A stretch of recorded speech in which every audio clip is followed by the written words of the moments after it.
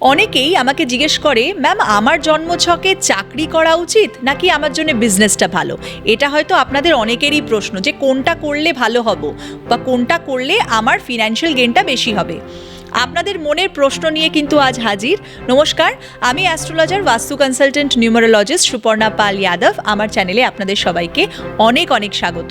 আপনারা ভিডিওটা কোথা থেকে দেখছেন অবশ্যই কিন্তু কমেন্ট সেকশনে কমেন্ট করবেন। আপনাদের প্রত্যেকটা কমেন্ট কিন্তু আমার জন্য অতি মূল্যবান।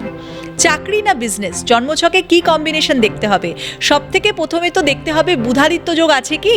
রবি বুধ বুধাদিত্য যোগ সরকারি চাকরির জন্য অগ্নি রাশিতে ডিগ্রিগতভাবে পাওয়ারফুল যদি হয়ে থাকে তাহলে অবশ্যই এটা প্রেসক্রাইব করা হবে যে চাকরি করার জন্য দশম ঘর এবং 6th হাউস এই দুটো যদি পাওয়ারফুল থাকে চাকরির জন্য সাজেস্ট করা হবে। কিন্তু যদি দেখা হয় যে লগ্ন এবং সপ্তম 7th হাউস আমাদের পার্টনারশিপ, বিজনেস ডিল, পাবলিক রিলেশনের হাউস, সেখানে যদি দেখা যায় যে 7th হাউস খুব পাওয়ারফুল হয়ে গেছে, 7th হাউস কিন্তু বিজনেসেরও ঘর, পার্টনারশিপের ঘর, তাহলে আমরা অবশ্যই সাজেস্ট করব যে বিজনেসে গেলে খুব ভালো। শনি উচ্চস্থ হয়ে রয়েছে, ম্যানুফ্যাকচারিংয়ে যেতে পারেন।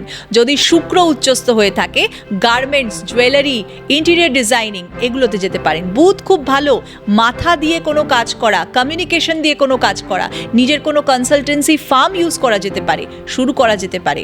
এছাড়া যদি রাহু কেতু উচ্চস্থ থাকে, শেয়ার মার্কেটেও আপনি ভালো করতে পারেন। এইভাবে গ্রহের মাধ্যমে আপনি আপনার বিজনেস এবং চাকরি চুজ করে নিতে পারেন, কিন্তু তার জন্য জন্মছককে অ্যানালিসিস করানো ভীষণ দরকার। Healing astro, heal your life.